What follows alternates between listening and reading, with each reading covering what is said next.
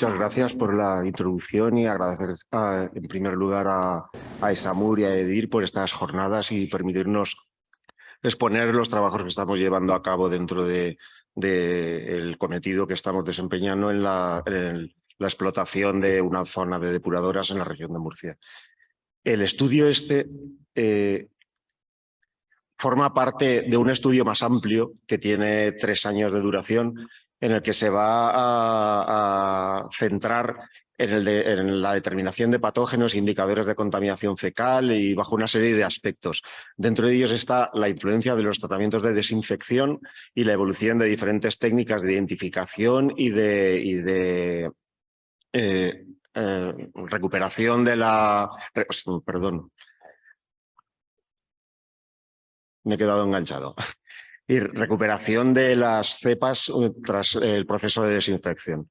Nosotros nos hemos centrado ahora solamente en la que es la evolución a lo largo de la jornada diaria de un muestreo horario de Escherichia coli y colífagos y la posterior recuperación tras la desinfección y una incubación de 48 horas. Los patógenos, bueno, el patógeno que estamos estudiando es E. coli y además de ello vamos a estudiar los colífagos. Los colífagos se utilizan también como indicadores de presencia de E. coli en agua. El estudio lo hemos hecho en la depuradora de Puerto Lumbreras, que está en la región de Murcia. Es una depuradora de 1.500 metros cúbicos y de tratamiento real con un sistema de aireación prolongada y tratamiento terciario con filtración y desinfección por ultravioletas. El agua, a lo largo de la campaña que hemos realizado, que es de 4 semanas, hemos tomado en 3 puntos. En la entrada, en el agua bruta, en la salida del tratamiento secundario previo a la filtración y a la desinfección y el vertido final tras la filtración y desinfección mediante rayos ultravioletas. En estos 3 puntos hemos tomado 2 muestras semanales durante un periodo de 4 semanas mediante 2 sistemas diferenciados, que es un toma muestra refrigerado automático y con refrigeración activa y muestreo manual, realizándose simultáneamente el muestreo con las horas de toma de muestra del equipo, con lo cual las muestras son del mismo momento, aunque como son muestras microbiológicas hay una diferencia, o sea, hay una variación apreciable en la presencia de los 2 parámetros que estamos analizando, de E. coli y de colífagos, no es instantáneo. La diferencia básica es que con el tomamuestra refrigerado las muestras se mantienen en el equipo hasta que son retiradas al término de la jornada para ser analizadas de forma independiente, mientras que en el muestreo manual, cada vez que se toma la muestra, lógicamente se lleva a la nevera y se mantiene a la temperatura adecuada. Entonces, lo que queríamos ver es si este proceso de mantenerlo dentro del equipo o de guardarlo dentro de la nevera, como se hace tradicionalmente, porque las muestras microbiológicas siempre son muestras puntuales, no son muestras integradas. Si el tenerlo dentro del equipo sufre alguna diferencia en los resultados que se obtienen o si son comparables entre sí. Esto es más que nada porque en la región de Murcia hace mucho calor, en verano sí que puede haber una afección sobre las muestras si se tomaran de forma continuada por el calentamiento del agua y el calentamiento de la atmósfera en general. Y con el equipo, que lo estamos manteniendo a una temperatura de entre 5, había ligeras variaciones, pero más o menos entre 5 y 8 grados es como mantiene la temperatura el tomamuestra refrigerado. En la nevera la temperatura es constante. Entonces lo que queríamos ver es si el hecho de tomar una muestra mediante un equipo que está manteniéndola en el sitio, ese periodo de tiempo que se mantiene al sol, a intemperie, a una temperatura exterior elevada, aunque el equipo esté manteniendo la suya, si eso tiene afección sobre la regeneración de las bacterias o sobre la concentración en la que aparecen.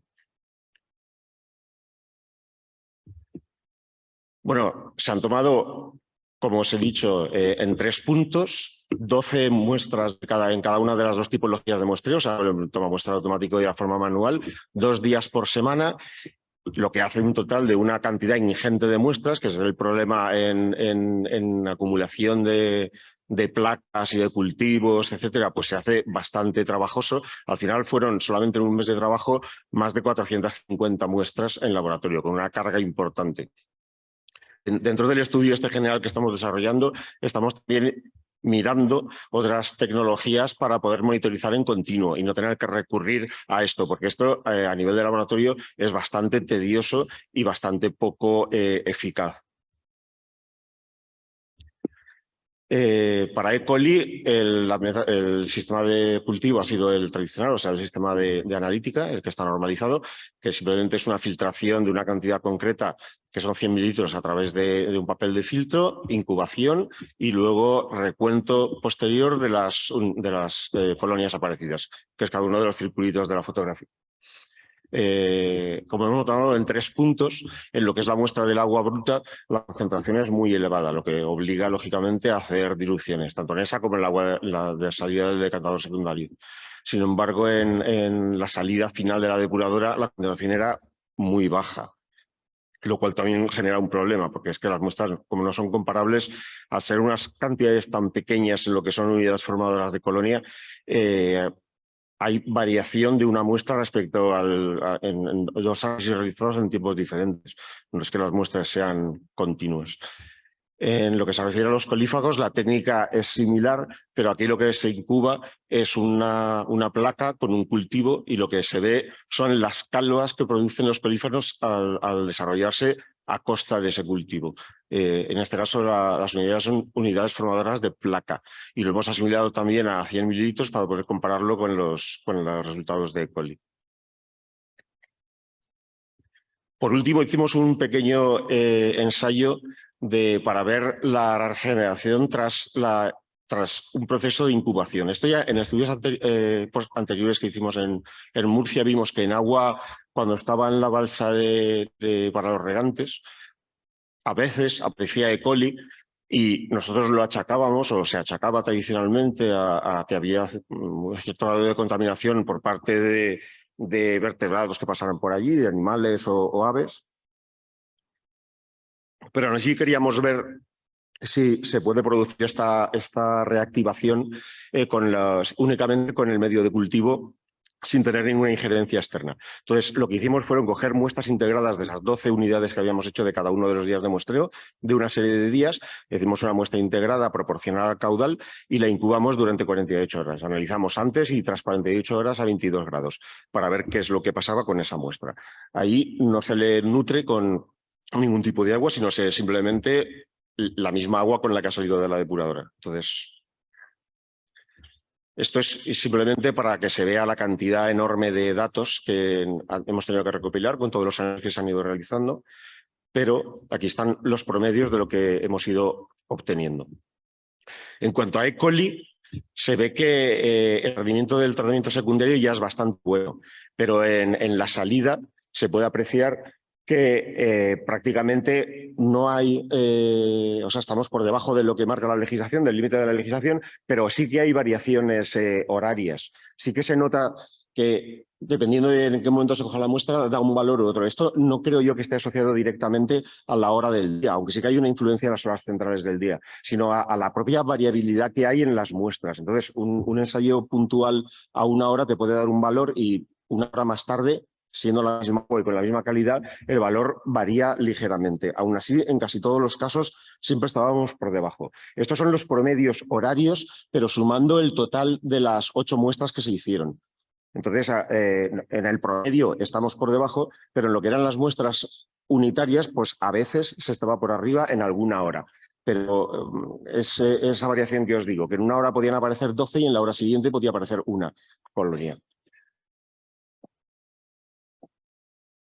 Si esto lo graficamos, tenemos aquí en la línea azul los resultados obtenidos con el tomamuestras refrigerado y en la línea naranja con el muestreo manual. Se ve que entre ellas hay cierta coherencia, o sea, siempre hay una diferencia entre el muestreo manual y el muestreo con tomamuestras que se mantiene a lo largo del tiempo. Entonces, en el caso del agua bruta, el tomamuestras refrigerado siempre ha estado por debajo, pero en los demás casos, tanto en el agua de salida del decantador secundario como de la salida final tras la desinfección, lo que es el muestreo con tomamuestras refrigerado siempre ha dado valores ligeramente por encima, pero la diferencia es inapreciable. En realidad la diferencia podría ser despreciable. Lo que sí que se ve es que en el agua de salida final, tras la desinfección, que es cuando es la menor cantidad, veis que el índice va solamente hasta 7 unidades. Se da la impresión de que hay mucha diferencia, pero es que en realidad nos estamos moviendo en una franja muy estrecha de cantidad de E. coli. En las demás, como los valores son más numerosos, la fracción numérica es más alta, se ve que la muestra es más constante. Esto mismo ha pasado con los colífagos. Más o menos la diferenciación ha sido la misma. O sea, serían superponibles las gráficas de E. coli con colífagos, que por otro lado tampoco sorprende a nadie, aunque los colífagos no solamente afectan a E. coli, sino también a otro grupo, al resto de enterobacterias. Aquí estamos hablando también de unidades formadoras de placa por cada 100 mililitros. Esto, la legislación que entra ahora en junio ni siquiera pide esto, lo que pide es una reducción hasta la sexta unidad logarítmica, creo que era. Eso más o menos podría equivaler en forma numérica, como lo he puesto ahí, a 4 decimales después de la coma. Se ve que con la desinfección final se obtiene sobradamente en todas las muestras. O sea, que con el sistema tradicional con ultravioletas y con una filtración previa sería suficiente para estos dos parámetros. No sería lo mismo para esporas de Clostridium, lógicamente. Esto estará dentro de nuestro estudio, pero no tenemos todavía resultados en ese campo. Igual que pasaba con E. coli, se ve que solamente con el tratamiento secundario el rendimiento ya es muy elevado. La desinfección, lógicamente, te permite estar por debajo de los límites de la legislación, pero incluso sin esos límites, el rendimiento propio de la depuradora es muy bueno para eliminar E. coli y colífagos. Aquí las gráficas veis que son muy similares, aunque la diferencia ya es menos apreciable. Están más juntas en el tema de los colífagos que en el E. coli. Supongo que será, suponemos, porque colífagos hay más, o sea, y afectan no solamente a E. coli, sino a otras bacterias, y entonces los resultados son mucho más semejantes. No parece que ahí el tema de la refrigeración les afecte, porque además los virus tampoco, bueno, eso hay escuelas, pero no hay el por qué considerarlos como seres vivos, porque más es una partícula orgánica activa. Y esa variación de la temperatura parece que no tiene demasiado efecto sobre ella, que sí que tiene sobre la bacteria, que sí que es un ser vivo. Aquí lo que tenemos son las gráficas superpuestas de cada una de las 4 semanas de muestreo en los diferentes puntos de muestreo, luego veremos los otros, y utilizando tomamuestras refrigerado y el tomamuestras manual. En el agua bruta es donde se ve que sí que hay una ligera tendencia horaria que afecta a la concentración de los dos parámetros analizados. En las horas centrales del día es cuando da la impresión que hay más carga bacteriana que es lo lógico. Bueno, no os lo he dicho, estaba escrito en una diapositiva, pero por el tema de horario en planta como tenemos que tomar las muestras manuales, el tomamuestras lo puedes dejar programado, pues como se deja habitualmente para las 24 horas, durante todas las horas del día, pero al tener que tomar muestras manuales de forma simultánea y no haber personal en planta a las 24 horas del día, los centramos en 12 horas. O sea, esto más o menos abarca desde las 6:30 de la mañana hasta las 7 de la tarde. Entonces, en ese periodo de tiempo, que además es el de máxima actividad dentro del municipio, se ve que en las horas centrales y en el agua bruta es cuando la carga es superior. Aquí las muestras no son proporcionales al caudal, son muestras horarias simples. Ocurre lo mismo tanto con el tomamuestra refrigerado como con el muestreo manual.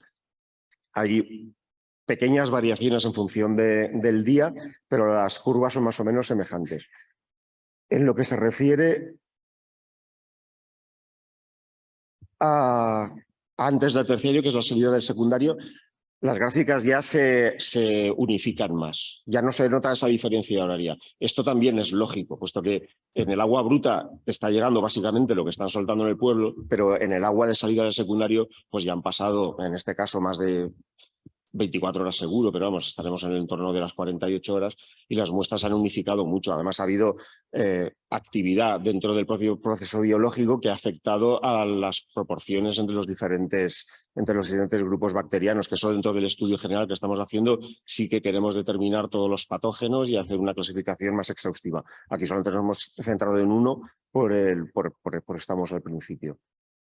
Aquí tampoco se aprecia ninguna diferencia entre el muestreo diario con el tomamuestras refrigerado y el tomamuestras manual. Eso se veía mejor en las medias horarias que hemos puesto antes. Aquí lo que se ve es que más o menos pues todos los días estamos teniendo lo mismo, que las curvas se han homogeneizado y que la hora del día pues no parece afectar a las condiciones de concentración de los parámetros analizados. Y en la salida, que las escalas son muchísimo más bajas, pues aquí prácticamente es una línea, porque estas diferencias que hay de picos son inapreciables. En el caso de las bacterias, como hay más, se ven más variaciones que en el E. coli. E. coli tiene mucha... O sea, que los colífagos, perdón. Los colífagos, como son unidades muy pequeñas y además lo estamos haciendo por unidad, que es afinar mucho, pues que haya 1 o que haya 4, realmente el resultado es el mismo, pero en la gráfica se ve mucha distorsión. Lo que hicimos al final con la muestra esta fue comprobar la reactivación bacteriana. Como os he comentado, lo que hicimos fue muestras integradas de cada una de las 4 semanas y con las muestras integradas analizarlas antes y después tras una incubación en nevera de 48 horas, allí pone 28 pero es una errata, 48 horas a 22 grados. Entonces, sorprende, bueno, lo hicimos a la salida del secundario los análisis, después de la desinfección y después de la incubación. Antes de la desinfección, las proporciones son semejantes a lo que hemos visto en las gráficas anteriores, lógicamente, pero lo que se ve es que en casi todos los casos, tras la incubación, sí que hay una ligera reactivación. No es muy elevada y además ha variado mucho de un día para otro. Esto lo queremos hacer más exhaustivo y con mucho más detalle y tomando más muestras horarias, etcétera. Esto era una pequeña aproximación inicial y sí que se ve que hay una reactivación, pese a que E. coli es un parásito intestinal, o sea, crece dentro del sistema digestivo de los vertebrados, de los hospedadores, y en el agua que hemos utilizado, lógicamente es una botella, no hay ningún animal ahí. Sin embargo, con lo que ya llevaba el agua, se aprecia que hay una reactivación que se da y que es fácil que también se dé en lagunas de riego donde se vaya a reutilizar. Aún así no es demasiado acusada. En los colífagos es más fácil, o sea, se ve más, pero porque los colífagos también utilizan otras cepas bacterianas sobre las que pueden crecer, mientras que en el caso de E. coli, en unos casos nos ha parecido más reactivación y en otros casos prácticamente ha sido despreciable. Es muy variable eso y por eso este estudio lo tenemos que desarrollar porque parece que es prometedor el resultado que nos puede ofrecer. En resumen, las conclusiones que sacamos del estudio, de este primer estudio preliminar, es que los rendimientos en el tratamiento secundario ya son bastante buenos de por sí, no es lo que exige la legislación y no cumpliríamos con ellos, pero tienen un buen rendimiento depurativo a nivel microbiológico. Tras la desinfección por ultravioletas, el rendimiento es prácticamente rozando el 100%, es muy bueno en el caso de E. coli y colífagos, no sería tan bueno en el caso de esporas si nos hubiéramos metido con ellas. En el uso de tomamuestras refrigerado o muestreo manual sí que tiene una ligera incidencia, sí que es un tema que tenemos que mirar y queremos de hecho repetir esta campaña de cara al verano donde la temperatura ambiente será más elevada y la del agua también será más elevada y se podrá apreciar mejor si existe esa diferencia, sobre todo en el tiempo en el que está el equipo muestreando y está fuera de una nevera, o sea, está con su propio motor. Esta diferencia se ve más en el agua bruta y en el agua de salida de secundario y de la desinfección, tras el terciario, se ha igualado, se ha eliminado mucho y ya no se aprecian tantos saltos. Y luego la reactivación es un tema que hay que seguir estudiando. Sí que hemos visto que hay una reactivación, se podría cifrar por poner un número en que se multiplica por 10 lo que había antes de 48 horas. Cogimos también el dato de 48 horas un poco de forma aleatoria, porque nos parecía un periodo de tiempo suficientemente lógico, pero a lo mejor habría que hacer varias escalas y ver qué ocurre en 24, 48, 72 horas y si esto tiene algún tipo de efecto, porque es posible que a cabo de un tiempo pueda pasar lo contrario por el hecho de que la bacteria se encuentra en un medio que es ajeno a su hábitat natural, pero esto lo veremos a lo mejor para las próximas jornadas si nos vuelven a invitar y si se vuelve a tratar este tema ya tendremos más resultados y será más fácil ver esta evolución. Bueno, pues por mi parte está dicho todo.